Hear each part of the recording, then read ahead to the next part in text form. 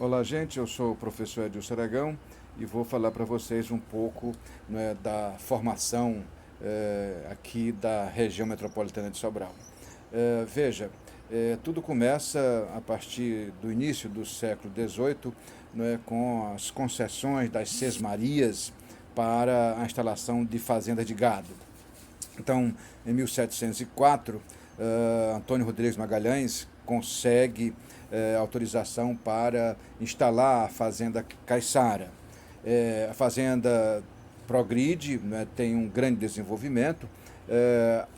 Em torno dessa fazenda cria-se um pequeno povoado e em 1750 instala-se pela igreja, não é, de Recife, instala-se uma capela, não é? É criado então esta paróquia, né? Continua o processo de expansão das fazendas, da atividade do criatório do gado, e todas a bacia toda do Acaraú vai se expandindo essa atividade da criação do gado.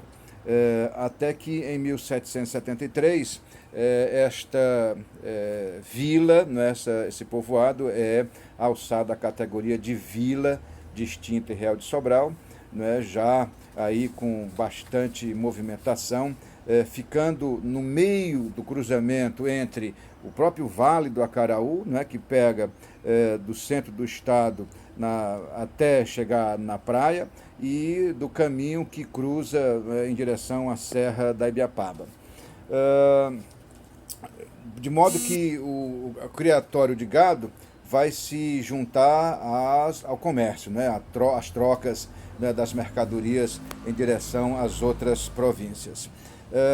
Então nós vamos ter aí, durante todo o século XIX, né, a expansão da atividade econômica, tanto na criação do gado, agora no algodão, né, esse consórcio perfeito para o semiárido, né, o algodão e gado, né, e o comércio, né, de modo que nós vamos atravessar todo o século XIX, fazendo com que a atividade econômica polarize, hegemonize Sobral como a liderança desse processo, né? As outras cidades em torno de Sobral vão estar praticamente ligadas a Sobral em função também do aspecto religioso, em função da igreja. Não é? Aquela capela inicial, não é, vira paróquia e é transformada e alçada à categoria de diocese em 1912. Né? E toda a região norte, né, fica sob a gestão, sob a administração da diocese de Sobral. Então você tem, né, a hegemonia se dando pelo aspecto da economia, né, da criação do gado, da criação do algodão, né, e da transformação desse algodão com a fábrica de tecido.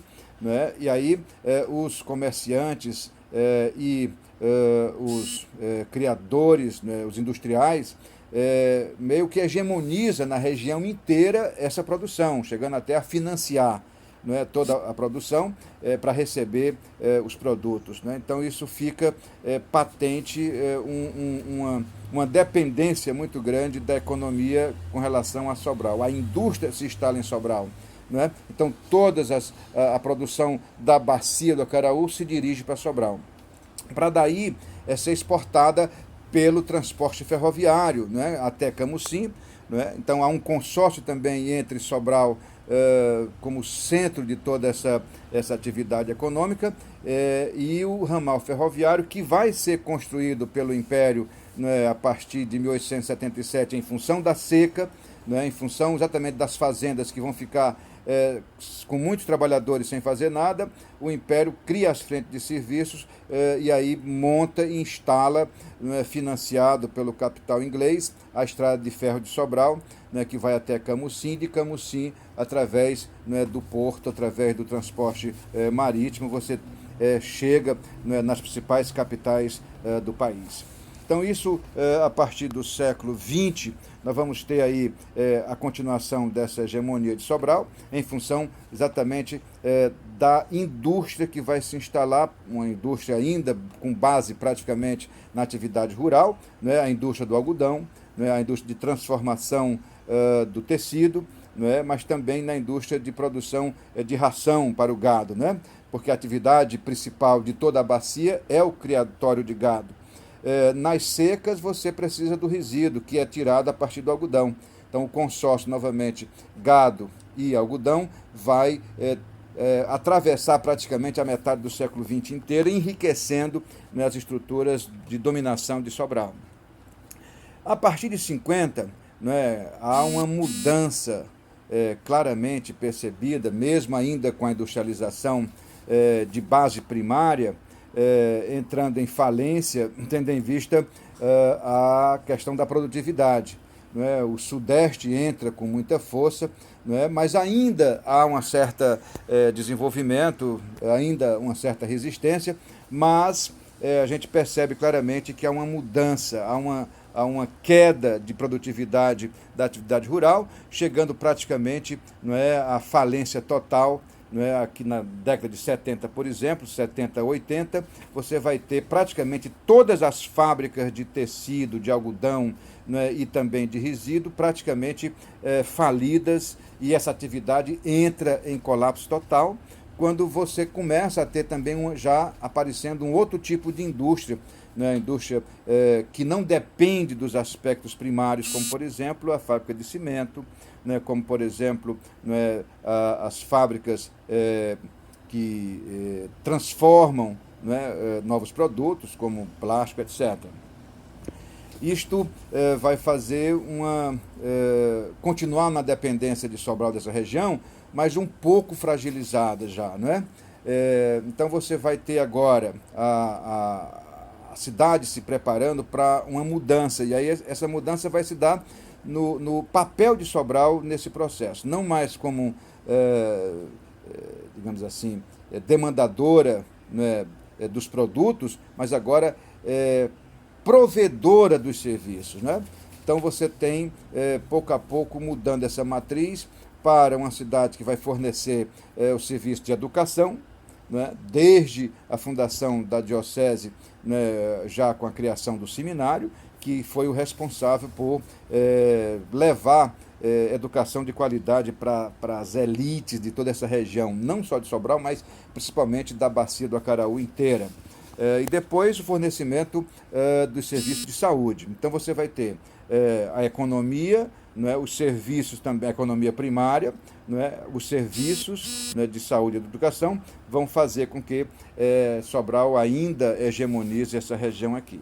E após a década de 80, né, a partir de 90, você tem uma falência total do sistema da economia primária, e agora a indústria que se instala é uma indústria que pode se instalar em qualquer lugar do país, né? Nós vamos ter a Grendene, a partir de 92, se instalando em Sobral, que demanda muita mão de obra intensiva, né?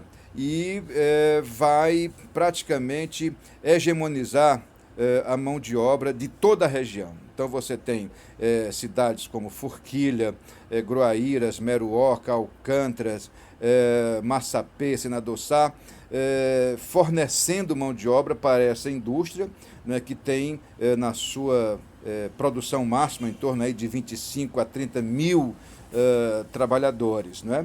Claro que Sobral entra com uma boa parte, mas a grande maioria das cidades tem a Grendene como provedora da renda, não é?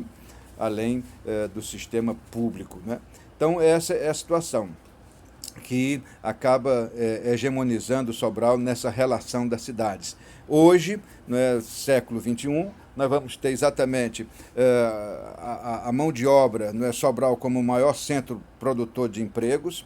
Então você tem, além da Grendene, diversas outras fábricas, né, a indústria da construção civil, você tem também a prestação de serviços, tanto de educação, né, com grandes polos de fornecimento de universidades, não é? Antigamente, quem hegemonizava isso no Ceará todo era a capital, mas hoje, com a disseminação, né, com a proliferação dos cursos em Sobral, tem um núcleo muito forte, e além ainda do setor de saúde, não é? Paralelo a isso, as cidades vão desenvolvendo uma relação de dependência muito grande no comércio também, porque aí já começa a diversificar o comércio de Sobral com a criação, por exemplo, de shopping centers, né, etc., e com lazer, etc., né? Então, veja, a partir desse processo, o que é que acontece em Sobral? Né? Já no século XIX, a criação da Estrada de Ferro, ela vai meio que resultar no desenho de Sobral, né? A Estrada de Ferro, que vai para Camusim, ela cria um arco ferroviário e que marca concretamente o desenho da cidade, o desenho urbano, criando uma verdadeira muralha, né, de modo que era muito comum dizer, afirmar que quem morasse depois dos trilhos era o pessoal desqualificado, era o pessoal, né, que precisava, as pessoas de dentro do arco ferroviário tinham que ter cuidado, né, criando assim, marcando assim na paisagem a questão da segregação. Hoje, já final do século, a gente tem, aliás, início do século XXI, nós temos, dentro desta hegemonia, dentro desse processo, acontecendo exatamente a mesma coisa. Não é? Todo mundo demanda os serviços de Sobral, todo mundo que eu digo são as cidades, né, a população das cidades que fazem parte dessa região, demandam serviços em Sobral e vêm pelos transportes. Esses transportes conturbam muito aqui dentro a vida na cidade. Então, já se pensa, já se desenvolve em Sobral, né, estudos para a criação de terminais, né, intermodais e também metropolitano, onde na periferia da área central seriam colocados, instalados esses terminais para priorizar o transporte público, né? A prefeitura está fazendo o primeiro na zona oeste, para depois espalhar isso tanto para a zona norte como para as zonas leste da cidade. Paralelo a isto, estão sendo desenvolvidos alguns trabalhos, principalmente pelo governo do estado, né? Veja bem, a questão dos consórcios é uma realidade em Sobral, na região metropolitana. Funciona muito bem o consórcio de saúde, né? A saúde, todo mundo sabe, ela é descentralizada, né? Existem ações primárias que cabem ao município, ações secundárias e ações terciárias, e essa gradação ela é rebatida no território. Então você tem em cada bairro, que é uma ação primária, um posto de saúde, né? De lá você referencia uma unidade. Então o consórcio de saúde da região de Sobral tem policlínicas, né, tem UPAs, e são desenvolvidos e são geridos pelo consórcio de prefeitos de toda essa região. Um outro projeto que está sendo desenvolvido é o consórcio dos resíduos sólidos, né? Também todas as cidades que fazem parte dessa região vão contribuir, não é, não só com os resíduos para o aterro sanitário regional, que está instalado e está sendo ampliado em Sobral, mas também vão contribuir com a gestão. Então, o consórcio dos resíduos sólidos também vai ser feito pelo conjunto dos municípios, né? E outra obra que está sendo também desenvolvida pelo Estado é o anel metropolitano, né? Esse anel rodoviário que contorna toda a cidade de Sobral e nos pontos das estradas ou das ligações com todas as cidades vão ser desenvolvidos aí serviços, né, dessa natureza de prestação de serviços metropolitanos.